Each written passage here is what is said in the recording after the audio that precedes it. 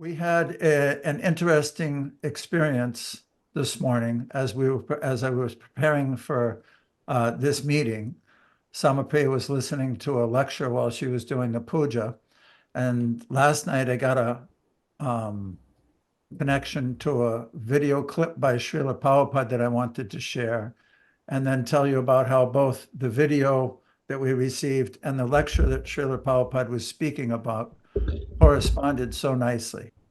So let me share this clip first. This is called Feeling Comfort Within Our Hearts. Chanting is auspicious. Therefore, Parikshit Sukadeva Goswami says, Baryane Sate Prasna, Krito Loka Hitangripa. In another place also, Sukadeva Goswami, Suta Goswami says, Jat Kita Krishna Sam Prasna, Jayatma Sam Prasidati. When the great saintly persons in the Naimisharanya inquired about Krishna, he replied like that, Jat Krita Krishna Sang Prasna. Because you have inquired about Krishna, it will cleanse your heart. Jeno Atma Samprasidati. You'll feel a very transcendental bliss, comfort within your heart. So I'm going to do it now. So in the lecture, Srila Prabhupada was also explaining that the entire material conception of life, all the philosophies, all the different civilizations, all the different cultures, all the academics, all the scholarship, everyone who doesn't understand point one will come up with a wrong conclusion, just like if you have a whole bunch of numbers and you're adding them, but your first two numbers are wrong, then you'll come to a wrong conclusion. So the number one mistake that people make is identifying with this material body. And then it spreads out to the entire material conception that I'm this body, how can I make it comfortable, and how can I find happiness? But in this particular clip, he's saying that actually Suta Goswami was explaining to the sages of Naimisharanya that because you've asked questions about Krishna, therefore this is the highest welfare for the soul, because the soul is intimately connected with Krishna. And that's what this whole process of hearing about Krishna, learning about Krishna, hearing and chanting, associating with Krishna's devotees is about, to awaken our soul, the actual self. Anything else, dharmasvanustita pumsam, dharma gyani dibihi saha, no, or is it dharmasvanustita pumsam vikvakshena katasuyat, not pariyat yatiratim, shrama evihi kevalam. That whatever duties, whatever activities one is performing, if that activity does not increase one's attachment for hearing and understanding and loving Krishna, Shrama Evahi Kevalam, it's a useless endeavor. It just brings you back to the material platform and that complete cycle. So I just wanted to share that because we so much appreciate the association of devotees and people who want to find the actual root of how to perfect our existence. And in that regard, let us go to the texts of Krishna's wonderful childhood pastimes. This is Srimad Bhagavatam, April 2024, lessons 4 and 5, which are this week's talks. Samapriya, can you please choose someone to read this first text? You have to unmute. Hare Krishna, everyone. Nice to see you here. We're very fortunate to be here to hear the Bhagavatam together with sincere souls. Madhurya Leelaji, would you like to begin for us? I won't be reading. I'll just be listening today. Oh, you're going to, that's not fair. We want to hear from you. Okay. I'm not well, so I sent you a I'm message. so sorry. I'm sorry. Okay. Malini, you want to start?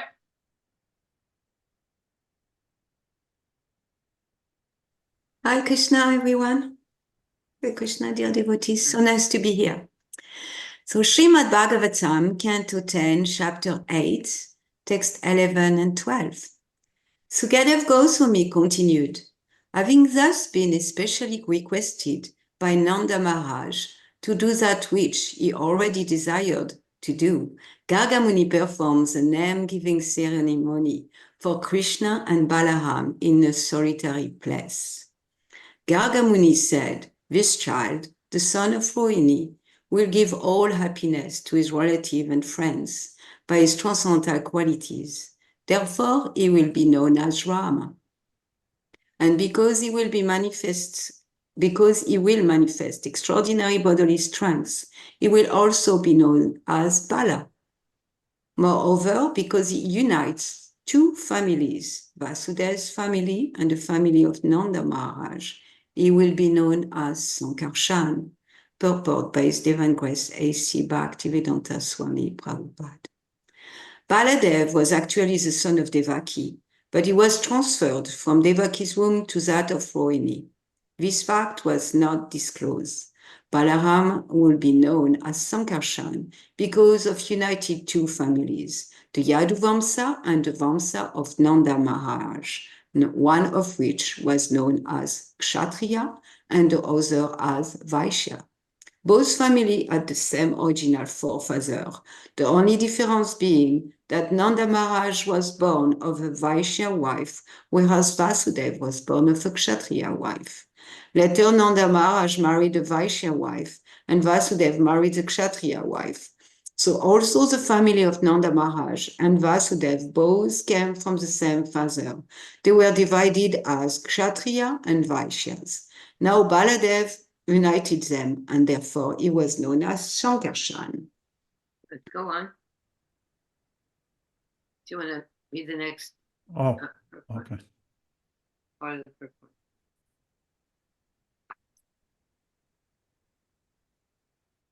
Lady? Purport? Nanda Maharaj could understand that Garga Muni had come to this purpose and that his own duty now was to act according to Garga's advice. I think it's mixed. Something is mixed. Thus he said, please tell me what is my duty. It should be the attitude of everyone, especially the householder. Everyone has come to this material world for sense gratification, and the position of those who are too attached to sense gratification or who therefore accept the Grihastha ashram is very precarious.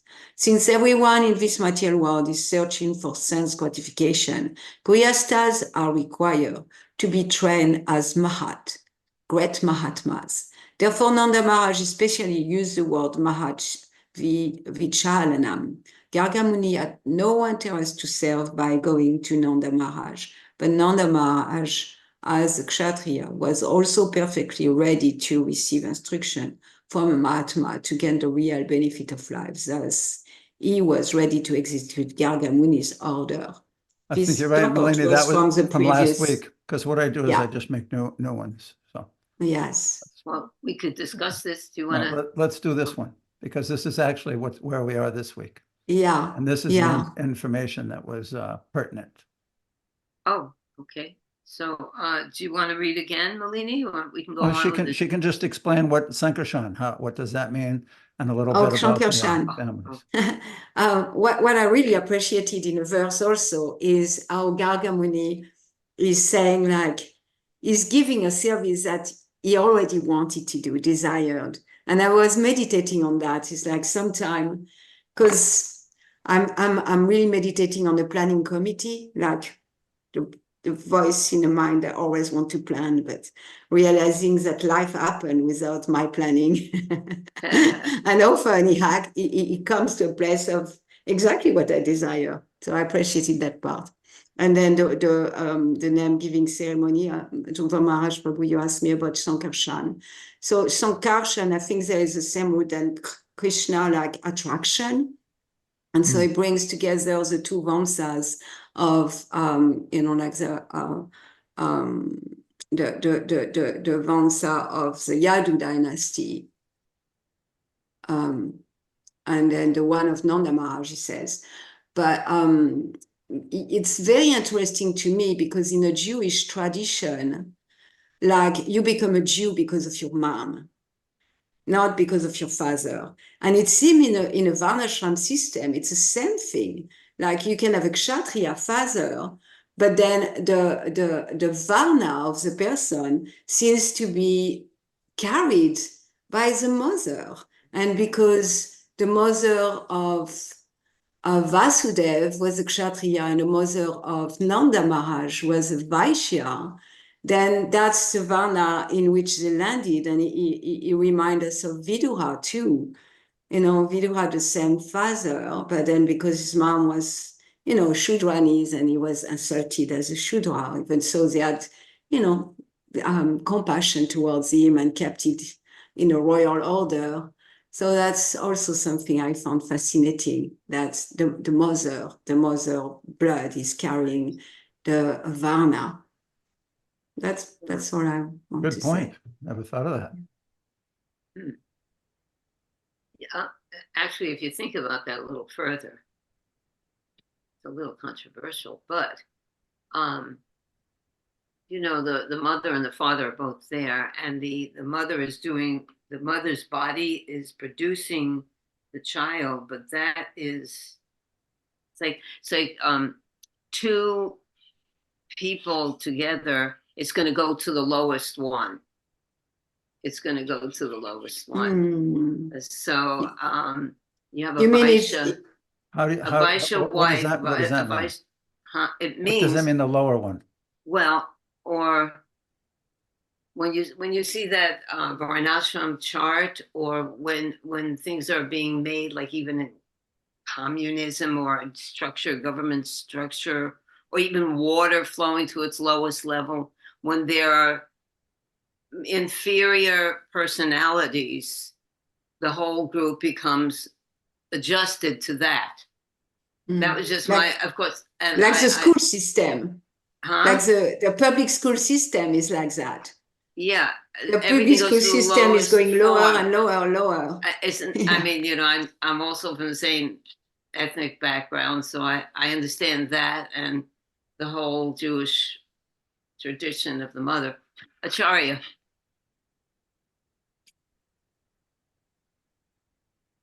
Yeah, sorry.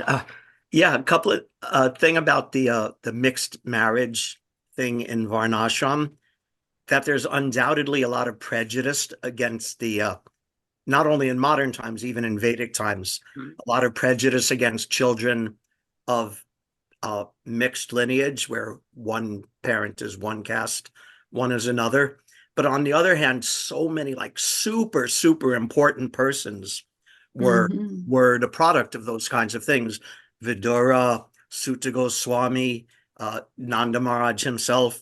So they're so really important, and there's others in the Vedas and the Mahabharata.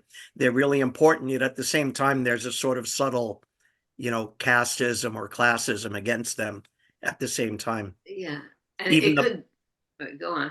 Even the Pandavas were guilty of that, how they used to criticize Radheya, Karna, because he was lower caste. And so it's interesting, but there's so many super duper important persons who were of that mixed caste. Well, that's another lesson for us to, in spiritual life, not judge completely or accept completely on the spiritual level.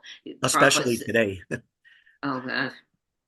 Yeah, we're all very inferior, but we have the highest knowledge. We have the highest platforms. Also, can I say something very briefly also about the name Sankarshan? That a couple of places Prabhupada also equates this name of Sankarshan, meaning to attract or to bring together. He equates the Sankarshan of the Chaturvyuha with the material force of gravity, which also attracts and brings things together. He mentions that a couple of times. Very nice explanation. Very good. Thank you. Okay, let's go on. Okay. And okay, I'm confused now. Malini read. Acharya, why don't you read? Or wait Acharya read. Okay, thank you. Srimad Bhagavatam, Canto 10, Chapter 8, Text 13.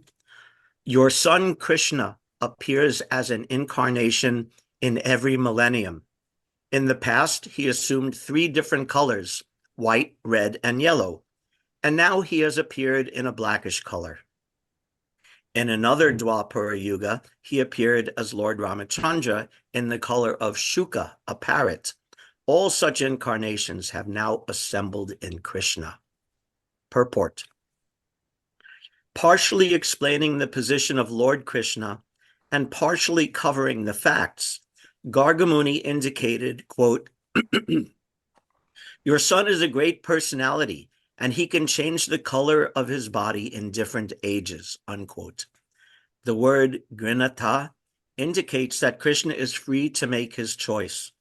In other words, he is the supreme personality of Godhead and may therefore do whatever he desires. In Vedic literature, the different colors assumed by the personality of Godhead in different millenniums are stated, and therefore when Gargamuni said, quote, your son has assumed these colors, unquote, he indirectly said, quote, he is the supreme personality of Godhead. Factually, Krishna is the source of all avatars, and therefore all the different features of the different avatars are present in Krishna. When Krishna incarnates, all the features of other incarnations are already present within him. Other incarnations are partial representations of Krishna, who is the full-fledged incarnation of the Supreme Being. It is to be understood that the Supreme Being, whether appearing as Shukla, Rakta, or Pita, white, red, or yellow, is the same person. Thank you. Would you like to say anything about this? Enlighten us. I don't know if I have anything to enlighten, but I was curious if there's not much information that I've ever been able to find about who these different colored avatars are. So if someone, I mean, I found very little information, but if someone had some other information about who these different incarnations in the different colors are, I'd be interested to hear that. Patty? I think in the 11th canto, I haven't really studied it that carefully, but I think in the 11th canto, some of them may be mentioned because it's described there, the different yugas and their different, they may be Lagu Bhagavatamrita also by Rupa Goswami. Yeah. I have some of that information. One of the things I thought would be interesting to hear your understanding of, here it says, partially explaining the position of Lord Krishna and partially covering the facts. Yeah. So why did he do that? Yeah, I really like that. He's sort of telling who Krishna is without telling. So it's tricky and clever, and it's so nicely designed to increase and maintain the love of Nandaraj and the Brijabasis. He's as good as Narayan. He has all the qualities of Narayan. He's as good as the Supreme Personality of Godhead. He incarnates in different ages, practically saying he comes in Yuga avatars, which means Vishnu, but he's not saying it so that Nanda Maharaj is appreciating, oh, he's so great, but still not quite making that connection. Right, nice. The Supreme nice. Personality of Godhead. So it's very beautiful and sweet and even a little humorous, I find. Yeah, beautiful. Thank you. There is a lot of mystery around Krishna's birth, that's for sure. All right. Oh, we got a question by Malini. A Oh, comment? Malini? Yeah, I do have a question, and the question is about Lord Ramachandra, because even in Chaitanya Charitamrita, many places it explains those 3 colors, but then Lord Ramachandra is green, and is such a major avatar, a major like personality. All Okay, India so- worship Lord Ramachandra. So I'm always like, okay, why those color? That the color green is never mentioned. Here it is mentioned that in one Dwapara Yoga, he appears. I believe it's 2 Dwapara Yoga ago. Okay, so when Yeah. I read that, I also considered the same thing, but green and sham colored, a darker color. I just immediately accepted that it meant the same kind of thing. It would be a darker color incarnation that Okay. could even look a little bit, dark green, blue. Sometimes it's a little, that's my understanding of it. Yeah, it makes sense because it doesn't say blue either, even so Krishna No. is blue. Yeah, be thank you. darker. They're really It's also concrete. interesting that that's not that bit about Lord Ramachandra is actually not in the verse, but Prabhupada added that in parentheses in the translation, and perhaps that's also in some of the Acharya's commentaries about Lord Rama. I'm not sure, but it's interesting that it's not in the Sanskrit, but Prabhupada included it in the And translation. that's the wonderful thing that Prabhupada did for us. I tell a real quick thing. Gaur Govinda Maharaj was, when he was becoming a devotee, and he spoke to other advanced souls who he was associating with at that time to see what they thought of Srila Prabhupada's translations. And these souls were so in favor of them and thinking that this is the real translation, So Prabhupada, when he inserts something like that, this is not mental speculation. He is the pure, self-realized spiritual master who has come to help us understand these things, who are completely covered over with material energy. Absolutely. I love it. I actually love it when he does that. Yeah. Add some extra explanation like that. Okie dokie. So let us go on with Manvantara. Hare Krishna.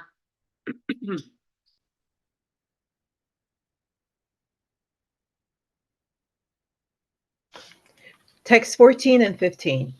For many reasons, this beautiful son of yours sometimes appeared previously as the son of Vasudeva. Therefore, those who are learned sometimes call this child Vasudeva.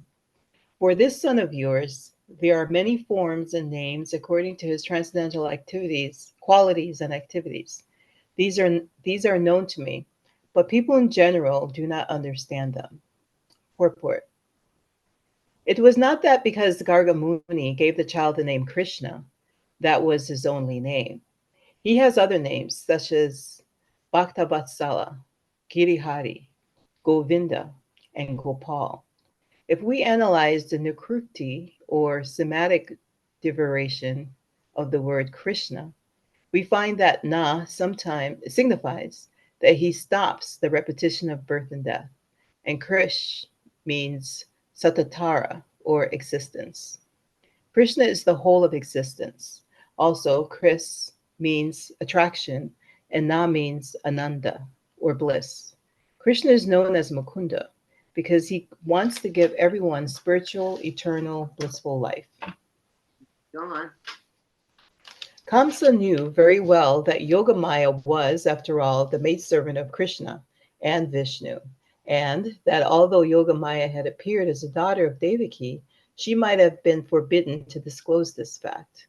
Actually, this was what had happened. Garga Muni argued very soberly that his taking part in performing the reformatory process for Krishna would give rise to many doubts, so that Kamsa might take very severe steps to kill the child. Kamsa had already sent many demons in an attempt to kill this child, but none of them had survived. If Garga Muni were to perform the propitiatory process, Kamsa's suspicions would be fully confirmed, and he would take very severe steps. Garga Muni gave this warning to Nanda Maharaj. All right, that one's from last week also. Yeah. How that happened? Well, there. I think it was this one that's supposed to mean. Yeah, ahead it's and read just this this part of the purport Read this one, okay, Manvantara. This goes with it. was last week. In this verse, the word Narayana Samaha is significant. Narayana has no equal. He is a Samordava. No one is equal to him, and no one is greater than he is. Garga Muni wanted to impress upon the mind of Nanda Maharaj, your worshipful deity Narayana is so pleased with you that he has sent you a son almost equal to him in qualifications. Therefore, you may designate your son with a similar name, such as Mukunda or Madhusudana. But you must always remember that whenever you want to do something very good, there will be many hindrances. Therefore, you should raise and protect this child with great care.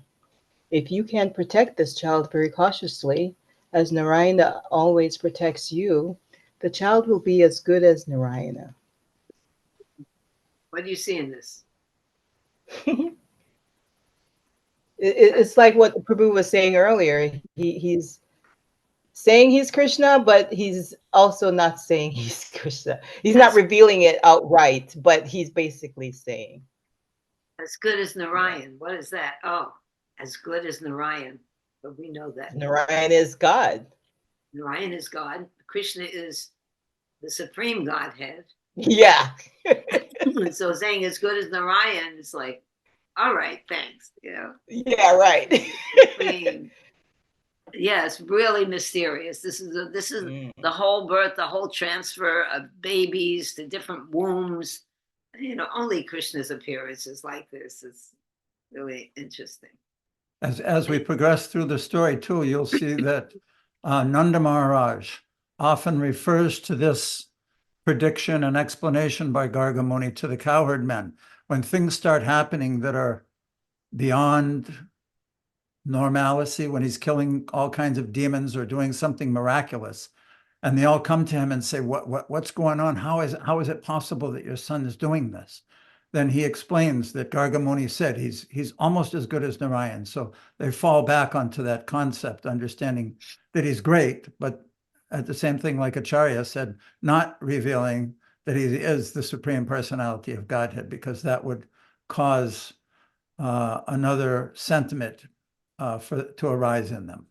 Yeah, not only the protection thing, but also they don't want to know that their son is God. It changes their rasa with him. All right, let's go on then with Bhadra. Bhadra, would you like to read? Nice to see you, Prabhu. Hare Krishna, Hare Krishna, Dandavat. Dandavat, I am, okay. Everybody text 20. Yes. Srila Shukdev Goswami continued. After Garg Muni having instructed Nanda Maharaj about Krishna, departed for his own home, Nanda Maharaj was very pleased and considered himself full of all good fortune. Purport. Krishna is the super soul and Nanda Maharaj is the individual soul. By the instructions of Garg Muni, both of them were blessed. Nanda Maharaj was thinking of Krishna's safety from the hands of the demons like Putana and Shaktasura. And because he possessed such a son, he thought of himself as most fortunate. Wonderful. What can you say about that? I haven't read it, so I'm just going to say what I read. I haven't prepared myself. Sorry. So, what Garg Muni already knew that this Krishna is the Supreme Personality of Godhead. And he didn't reveal that to Nanda Maharaj Yasoda, as you said, to keep that rasa of relationship was a father and the son, and the mother and the son with Krishna. So when he here Krishna has already killed the Putana and Shaktasura demon, and after that, this name giving ceremony is taking place. So when Garg Muni said that your son is as good as Narayan, that to Nanda Maharaj is considered to be fortunate that my son is not Narayan, as good as Narayan, but he has already killed these two demons. Right. So he wants to protect he wants to protect his son at the same time, as per the instruction by Garg Muni. Very good. And actually another thing in this verse, in the purport, that both Krishna and Nanda Maharaj were blessed by Narada. So Krishna was being blessed as pure personality of Godhead. He likes to receive blessings from pure devotees. I thought that was so sweet that Nanda he was blessed by the instructions of Garga Muni. Both of them were blessed by Garga Muni. I thought that was very sweet, right? Krishna's being blessed by Garga Muni. Okay, thank you, Bhadraji. Anyone else? Let's go on then. Ian. Hello, Ian. Would you like to read? Hare Krishna, dear devotees. There you go. Can you hear me? Yes. Okay, so 10.8.21 to 22. Remember, read slow, Ian, because we want to hear every word that you say. Yes, as I say, I'm struggling because I'm a fast talker, so but I try. So after a short time passed, both brothers, Rama and Krishna, began to crawl on the ground of Raj with the strength of their hands and knees and thus enjoy their childhood play. When Krishna and Balaram, with the strength of their legs, trod in muddy places created in Braj by cow dung and cow urine, their crawling resembled the crawling of serpents, and the sound of the ankle bells was very charming. Very much pleased by the sound of other people's ankle bells, they used to follow these people as if going to their mothers, but when they saw that these were other people, they became afraid and returned to their real mothers, Yashoda and Rohini. Go on. Purport. One Brahmana devotee says that others fearing material existence worship the Vedas, the Vedic supplementary Puranas, and the Mahabharata. But I shall worship Nanda Maharaj, in whose putra the Supreme Brahman is pardoned. For a highly exalted devotee, Kaivalya, merging into the existence of the Supreme, appears to no better than hell. But here one can simply think of the calling of Krishna and Balaram in the courtyard of Nanda Maharaj and always merging transcendental happiness. When Krishna and Balaram were crawling about Brajamuni, they were enchanted by the sound of ankle bells. Thus, they sometimes followed other people who would enjoy the calling of Krishna and Balaram and exclaim, "Oh, see how Krishna and Balaram are crawling." Upon hearing this, Krishna and Balaram could understand that these were not the mothers they were following, and they would return to their actual mothers. Thus, the calling of Krishna and Balaram was enjoyed by the people of the neighborhood as well as by Mother Yashoda and Rini and the two children themselves. Hare Krishna. So sweet.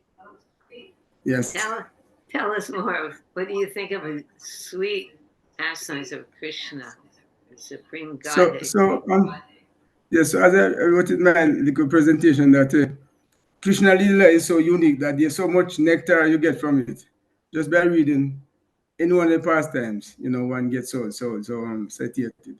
So we see the childhood pastime in that the children wore ankle bells. I think other persons wear it too. So when they hear it, they would follow, but then they realize, they were other persons. These were their parents, their mothers. And also I was thinking too that the relationship with the mothers and the children is so, as I said, that the deepest love in this world is the love of the mother and the child, because of the connection.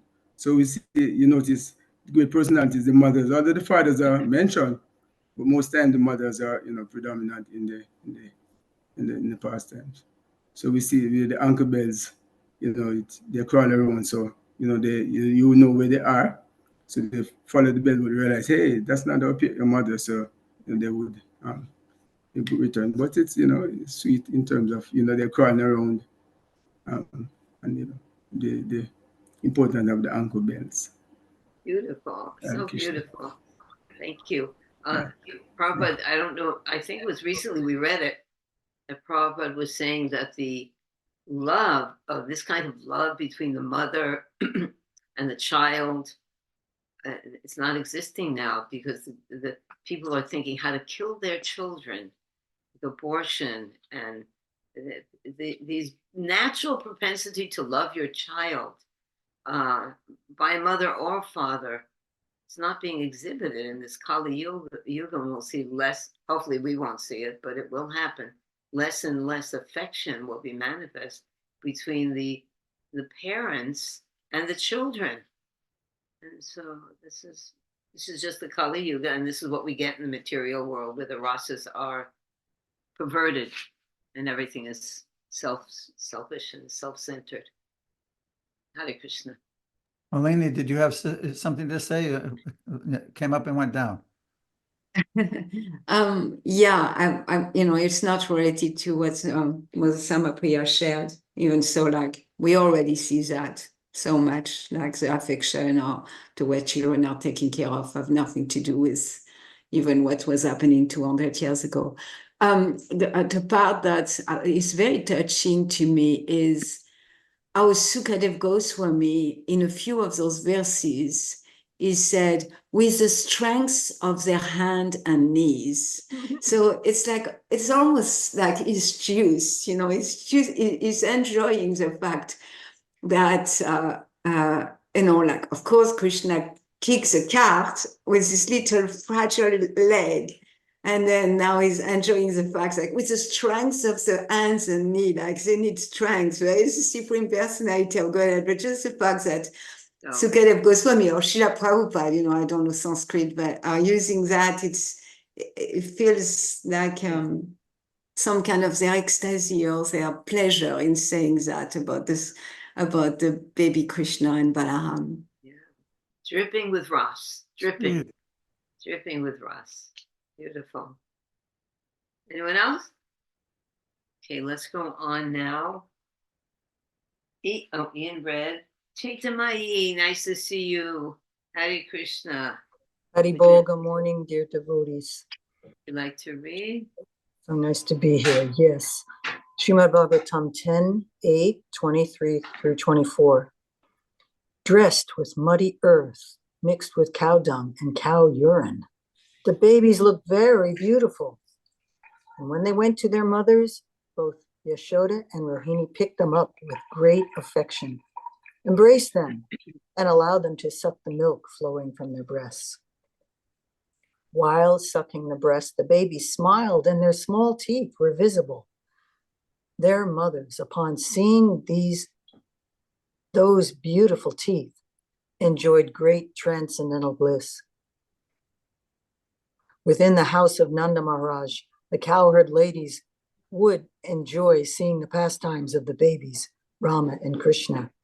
The babies would catch the ends of the calves' tails, and the calves would drag them here and there.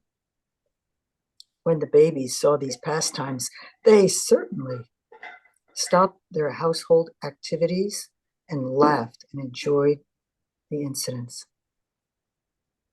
Purport. As the mothers cared for their respective babies, by the arrangement of Yoga Maya, the babies thought, "Here is my mother." And the mothers thought, "Here is my son." Because of affection, milk naturally flowed from the mother's breasts, and the babies drank it. When the mothers saw small teeth coming in, they would count them and be happy. And when the babies saw their mothers allowing them to drink their breast milk, the babies also felt transcendental pleasure. As this transcendental affection continued between Rohini and Balaram and Yashoda and Krishna, they all enjoyed transcendental bliss. Oh, first of all, I'd like to thank Dhruva Maharaj for finding this painting of the boys pulling the calves' tails. I was wondering if you can be able to find such a painting, and there it is. It's so endearing, and this transcendental bliss. It's so interesting how it's dovetailed with our human existence. We have there are certain parts of our human existence that are actually very blissful, and it's reflected. It is a reflection of life in Vraj. So, as you were saying, Sama, these incidents are lost in our human experience as Kali Yuga progresses, and people don't give any credit to the basic fundamental relationship of mother and child. It's lost. But here it is, it's glorified. It's in the Bhagavatam that we can see, yes, this is sacred. This is a beautiful thing that we can celebrate. And Krishna and Balaram thought it that profound that they included it in their pastimes. The relationship between mother and child, and also the whole village and the child have this relationship. It's sacred, and it's truly endearing. You have to unmute, Sama. In the spiritual world, all of these relationships, all of these rasas are perfected. They're all perfected. So, of course, as mothers, we want to enjoy the growth of our children, but then we have to remember always, it's a fine line to become very attached and endearing to our sweet babies and children and grandchildren, and forget about that. Krishna, the whole thing is to help us to remember Krishna. We can be very, very attached to our families, which we're supposed to be to fulfill our duty as parents. You can't take care of your children if you're not a little bit attached.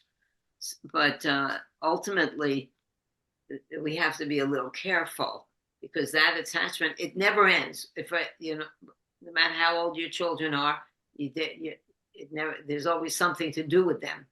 Yes. So, I struggle with that. And it never ends, but so we have to do it in a detached way. It requires work. It really does, because the affection, the attachment that is required to raise children, and we have to transfer it to Krishna. Transfer it to Krishna. That doesn't mean that we neglect our children, but we have to let them go at some point, and when they're no longer babies, at that point, we get to read this pastime over and over. And if we're thinking of this pastime when we leave our body, what a pleasant way to go. Yeah, that is. Oh, we got some conversation here. Acharya and then Malini. Yeah, thank you. This is a remembrance from Her Grace Mother Urmila, that her father met Srila Prabhupada, I think a couple of times. And one time he was talking with Srila Prabhupada, and I think Prabhupada was saying, oh, your daughter's nice. That means you also are good father, good parents. And he was talking like that a little bit about parents and children and loving your children. So Mother Urmila's father said, does loving your children help you to love Krishna? And Prabhupada thought and said, no, but loving Krishna will help you love your children. That's perfect. Just see how Prabhupada puts everything in the perfect order. You want to be a good parent? You love Krishna. You love Krishna like that. Perfect. Thank you for that. Malini? Well, Acharya's was a comment kind of relate to my question, because I was thinking, you made a comment about Srila Prabhupada saying in Kali Yoga, like people are less and less attached to their children, and they less and less take care of them. So where you make the distinction, because someone can be unattached to their children, and then you can see, well, this is progress because attachment to children is bounding. But, Acharya Prabhu just bring it together, because like it's natural for a mother to be attached to the child. And if they are not, I don't know, we can say it's like spiritual progress necessarily. Well, it's an interesting, and Bhadra, just 1 second, Bhadra. It's a challenge, and we made a lot of mistakes in this movement in the very beginning, not understanding that the children do need affection and attention from the parents, and it seems to be devolution. To not feel that doesn't seem like evolution, it seems like devolution. Yeah. Like even lower than animals. So it's Right. like, and Acharya Prabhu, he put it together, like, okay, if, like the quote of Srila Prabhupada, if you love Krishna, then you will love your children even more. Yeah. Yeah. And my other question is about that pastime with the calf, because Krishna and Balaram at that time, they don't even know how to walk. So I was always confused by the pastime. Is that pastime kind of, part of the opulence of Krishna, that he does that and other children, babies who don't know how to crawl don't do that? Oh, no, Or is everyone it... did it. Everyone, that was a way of playing the calves. And even if he didn't know how to walk, he just held the calf tail, and then can you imagine how So you sweet imagine that all the other children beside Krishna and Balaram, it's not like simply the gopis are like, wow, they do some things that other children don't do. No, Other I would children say, were also doing that. well, I think that all children play, and Krishna and Balaram played. I can't speculate, but I would assume, which you're not supposed to assume, that all the children were playing like that. But considering who Krishna and Balaram are, that would be most attractive if we saw that one. Okay. Anyway, Bhaja, did you want to say something? Thank you, Molly. Continuing the point Acharya Prabhu made, it is said that between the couple you put the supreme couple. What? Between the couple, between husband and wife, you put the supreme couple in the center. Then the couple relation will go good, because you have a supreme couple, you are worshipping supreme couple. The same Srila Prabhupada mentioned that the relationship you have Krishna, your relation with Krishna, then your relationship with others will automatically will be there. Will be good relation.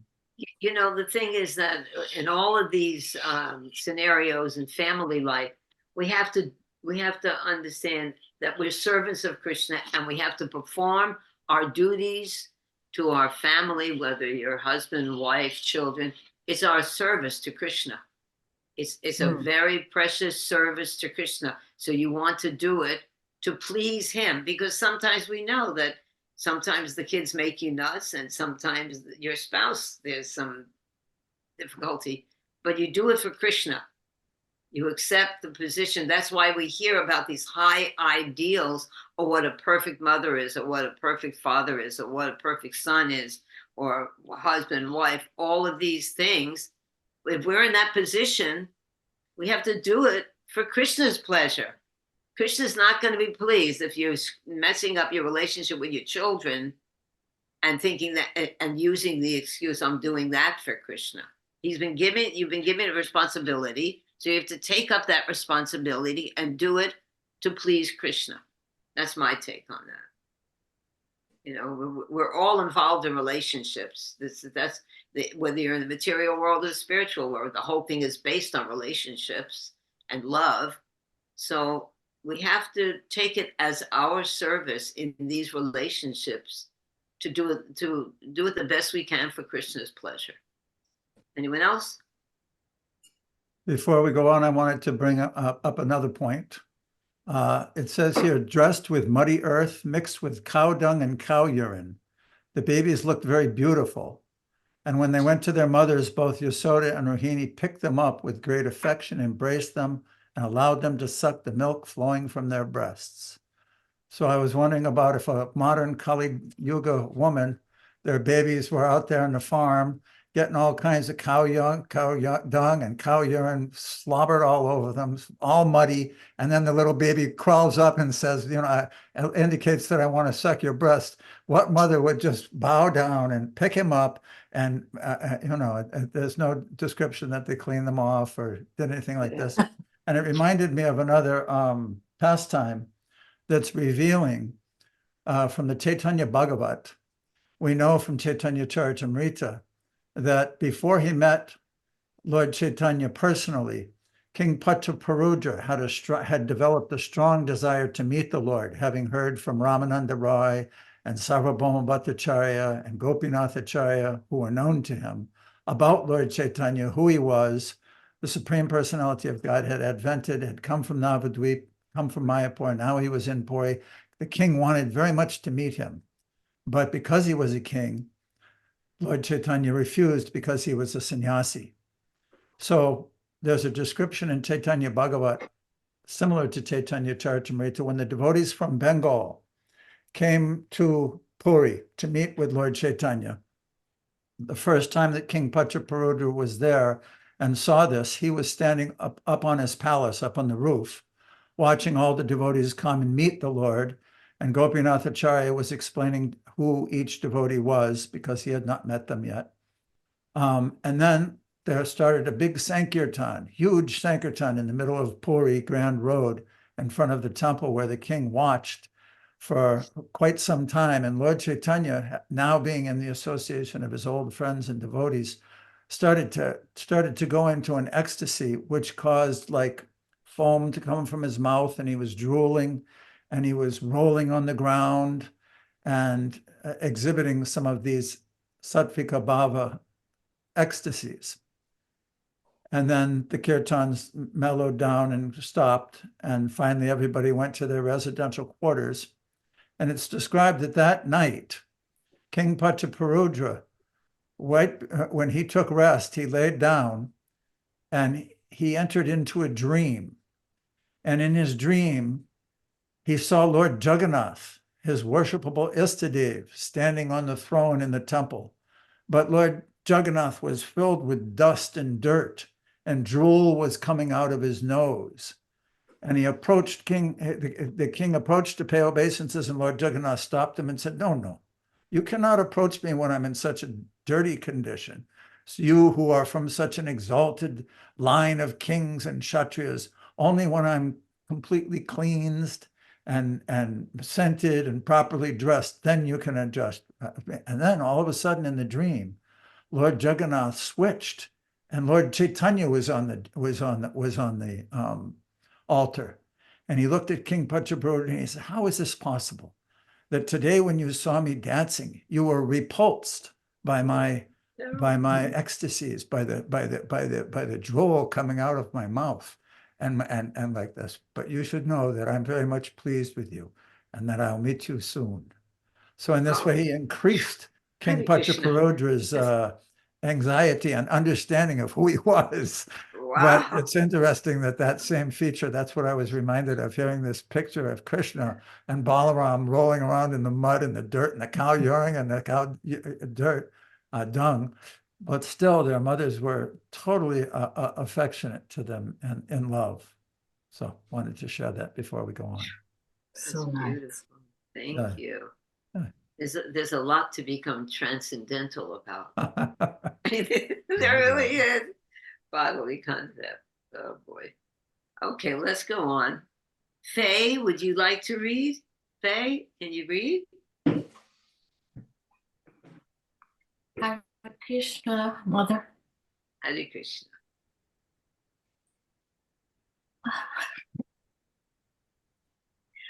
I don't think I can read today, but I'm No very problem. That's okay, Faye. happy in your association. Yeah. Okay, darling. Okay, take care, Faye. Thank you. All right, how about Malini? Would you like to read?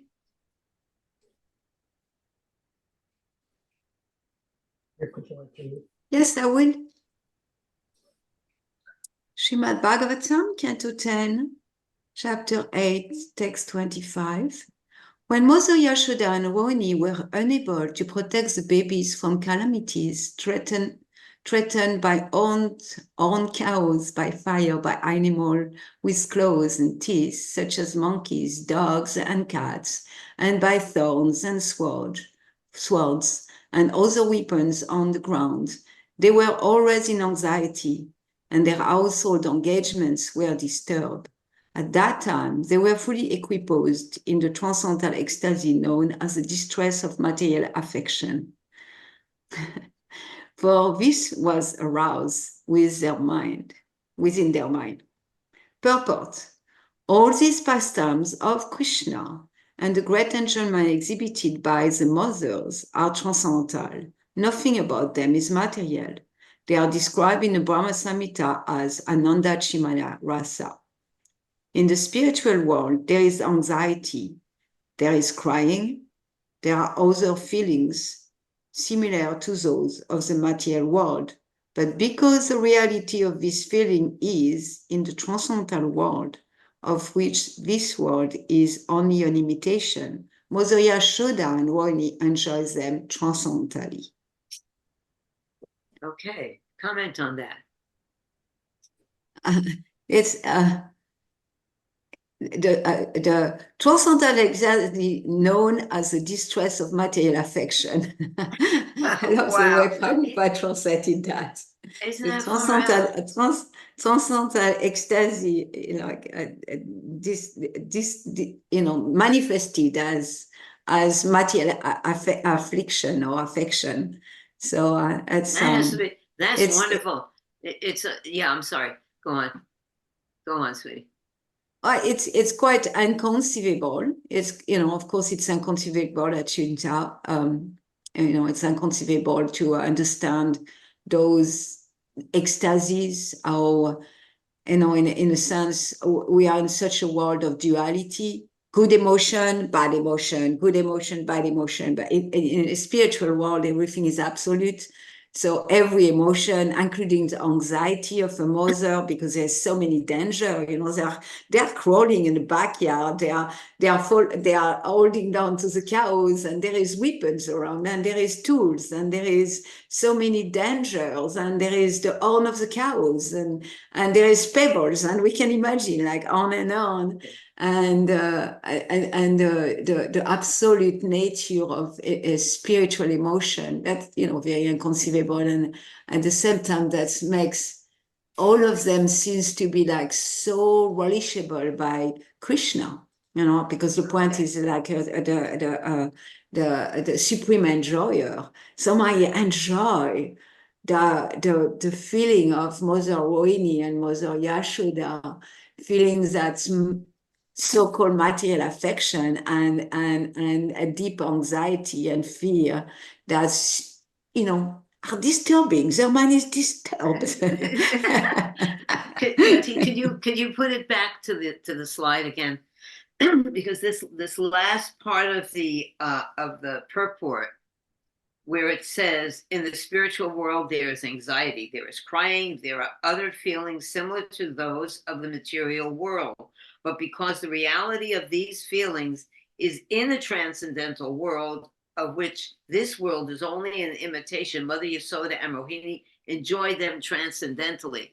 If you get like an aha moment of what is reality, even though it's like an intense thing happening in this world, if you get a moment of realizing that this is Maya, I'm enjoying, I'm involved in it, but then you can get an aha moment of thinking the spiritual and seeing the material.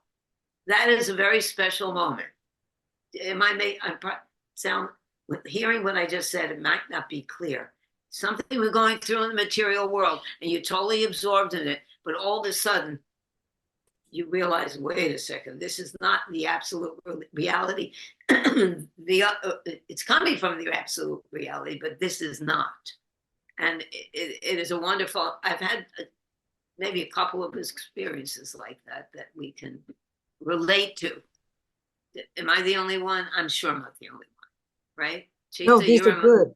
Haribol, this is Yeah. correct. All these emotions, I like what you were saying, that some are considered good, some are considered bad, but it's all part of it. For instance, in the Carnatic music system, there's different moods that are ascribed to each raga. And some of them are love and devotion, some of them are heroic, but many of them are sorrowful. There's anger, there's even repulsion. And these are all, you can hear them in ragas if you listen to them. And I mean, sometimes you hear them in a movie score, but they all have their basis in the spiritual world. It's all, Right. what do you say? It's all good. Well, remember that pastime when Krishna is seeing all the cowherd boys enter into Aghasura's mouth. And he's standing there and he's seeing the inconceivable nature of the material energy. And he's astounded. He's even astounded to see this before he started acting and reversing the situation. So the Lord himself is astounded to see the material energy at its best, fooling us all, but understanding that that's not real. So you could be totally absorbed in something, and then all of a sudden, it's not real. But you have to deal with it anyway. You know,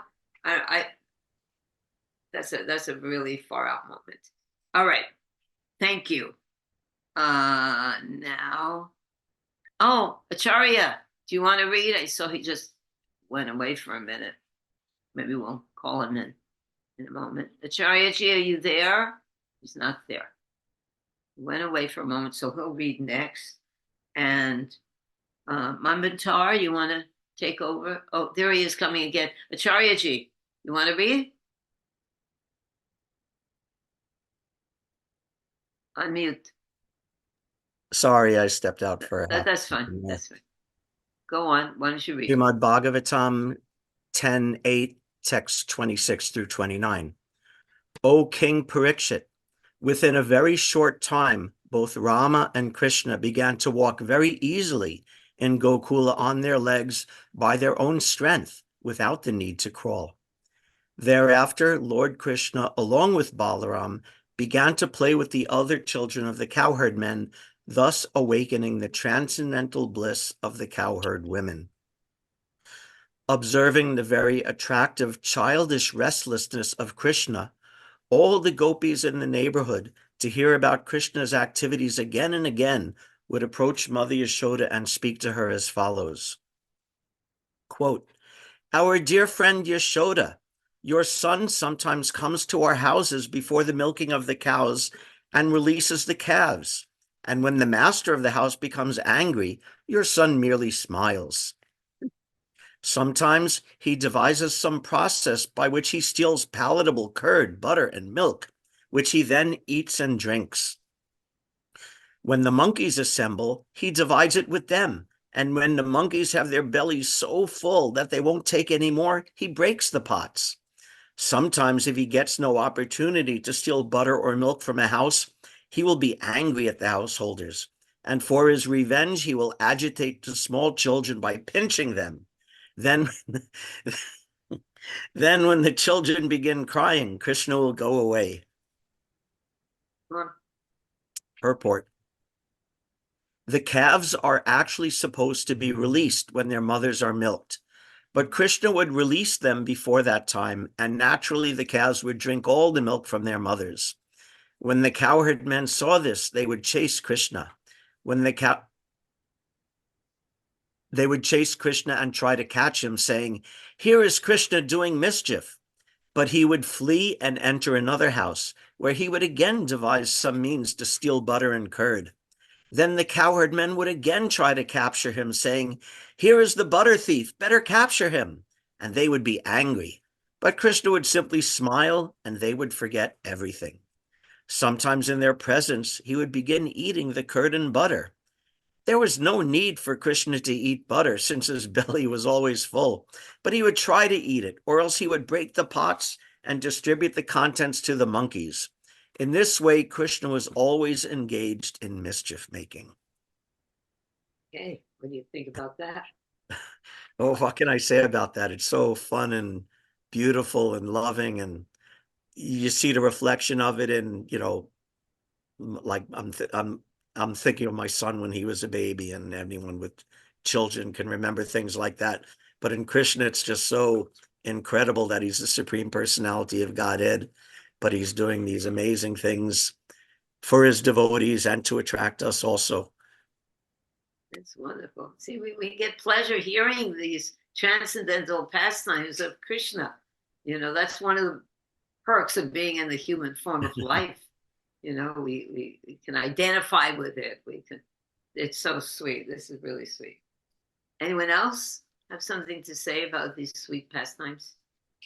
We're approaching the end of our Zoom, a little bit more. And okay, Manvitar, why don't you read?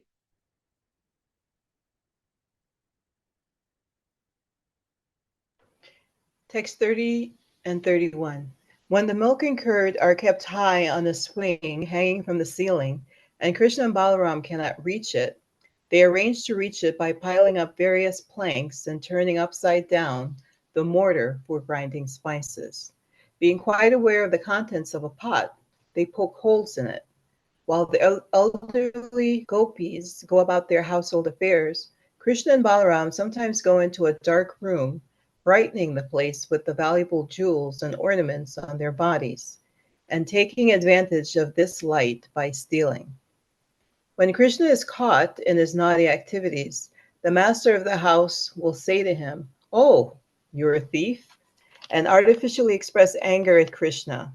Krishna will then reply, "I am not a thief. You're a thief." Sometimes, being angry, Krishna passes urine and stool in a neat, clean place in our houses. But now, our dear friend Yashoda, this expert thief is sitting before you like a very good boy. Sometimes all the gopis would look at Krishna sitting there, his eyes fearful, so that his mother would not chastise him. And when they saw Krishna's beautiful face, instead of chastising him, they would simply look upon his face and enjoy transcendental bliss. Mother Yashoda would mildly smile at all this fun, and she would not want to chastise her blessed transcendental child. There's a purport. You want to read that? Aside from being a thief in his childhood affairs, Krishna acted as an expert thief when he was young by attracting young girls and enjoying them in the rasa dance. This is Krishna's business. He is also violent as the killer of many demons.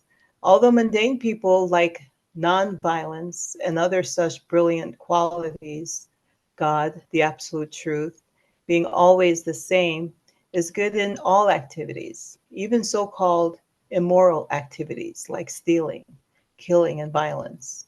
Krishna is always pure, and he is always the supreme absolute truth. Krishna may do anything supposedly abominable in material life, yet still he's attractive. Therefore, his name is Krishna, meaning all attractive. This is the platform on which transcendental loving affairs and service are exchanged. Because of the feature of Krishna's face, the mothers were so attracted that they could not chastise him. Instead of chastising him, they smiled and enjoyed hearing of Krishna's activities. Thus the gopis remained satisfied, and Krishna enjoyed their happiness. Therefore, another name of Krishna is Gopijana Vallabha, because he invented such activities to please the gopis. Oh, let's see. So what do you think, Mama Tara? What about this naughty boy? Aren't children supposed to stand in place and be perfectly good? And here's the Supreme Godhead. Yeah. What does that Yeah, mean? but they didn't know he was the Supreme Personality of Godhead. They were just attracted to everything about him. He had like charismatic qualities, and he was attractive, and All attractive. Good. Yeah. That beautiful verse and purport Prabhupada talks about the definition of Krishna, all attractive, and other meanings of it. Chaitamayi, did you want to The say phrase something? that comes to mind is out of control. Out of control, totally out of control. No one controls Krishna. And then Prabhupada said, yes, there is one person who does, Radharani. She's the only one. Also, Mother Yasoda is controlling Krishna, it looks like, right? Good. I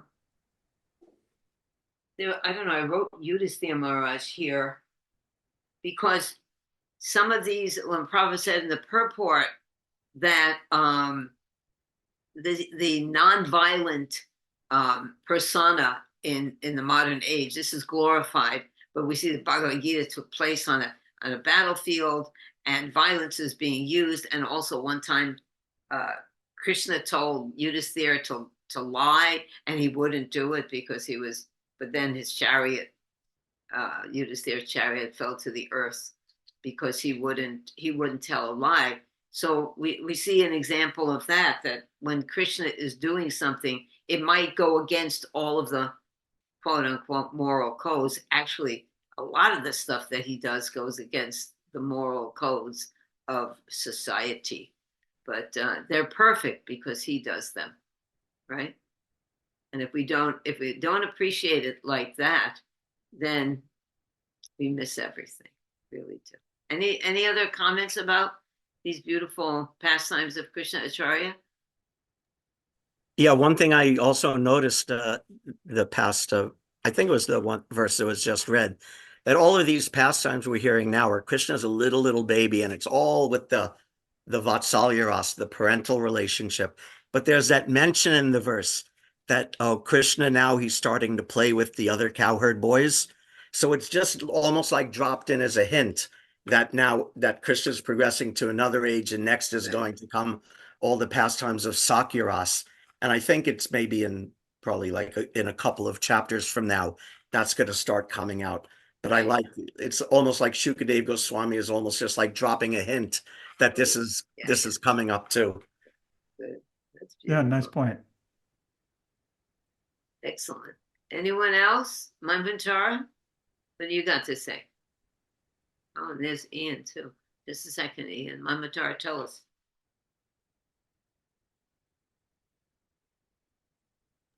I'm sorry. No, I don't have anything more to add. It's just very nice relishing these pastimes. It is. We have to learn to really love these pastimes and be satisfied with them. And hearing them over and over and over again helps that. Ian? Yeah. So it is mentioned that why it's important to go through the cantos from the first canto.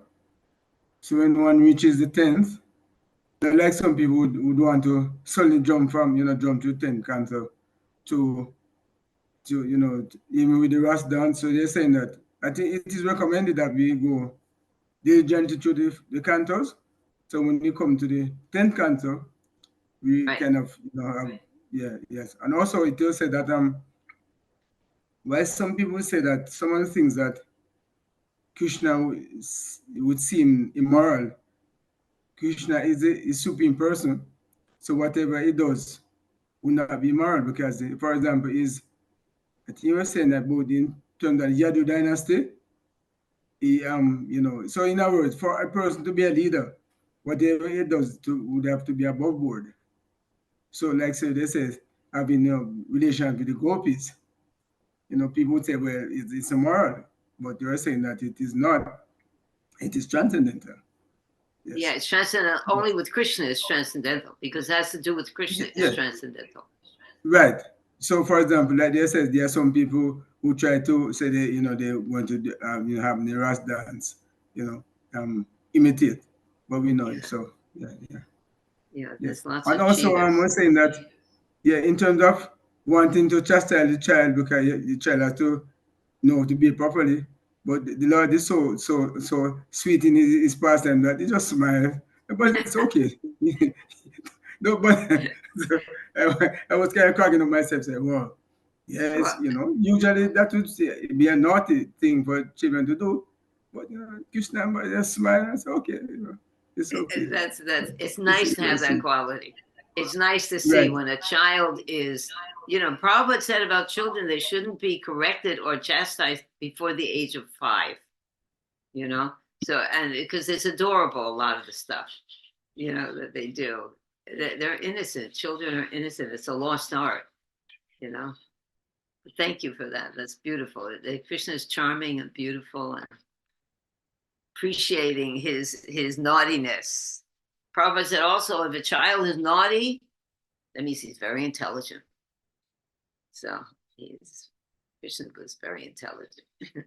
And also another friend of mine was saying that boys, I didn't have a son, I have a daughter. So but I can see that she said boys are by nature naughty. They are naughty, and they have to be naughty, because if they, otherwise their growth will be restricted. They have to have a facility where they can be naughty, you know? So it's like, which is opposed to things that we hear today, or of course nobody's disciplined, but men and women are different. We have different natures. So that nature has to be facilitated by the parents, right? And that we can't try to make a child into something what he's not or what she's not. There's a lot of lessons to be learned in the Bhagavatam. Okay, anyone else want to, Pati, you want to kind of No, round I this just, up? when Lokadrishti told you about the boys, I appreciated that I had that nature, but I felt less guilty when I heard that.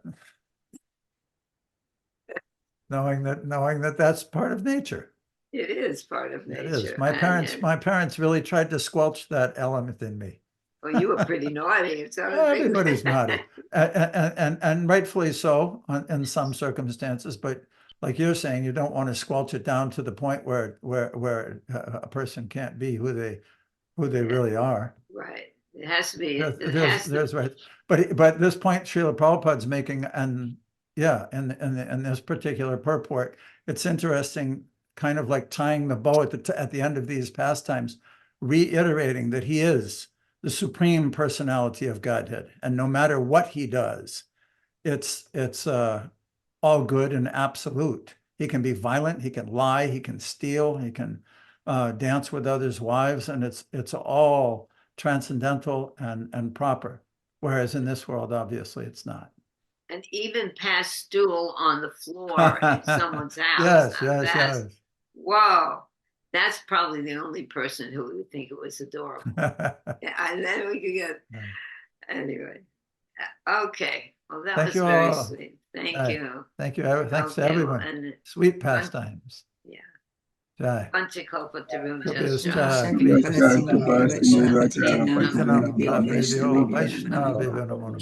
Thank you. And developing a taste for hearing these pastimes, that's the goal of our lives. Thank you so Right. much. Jai. Haribol. Yeah, Krishna, have a good week, everybody. Hare Krishna.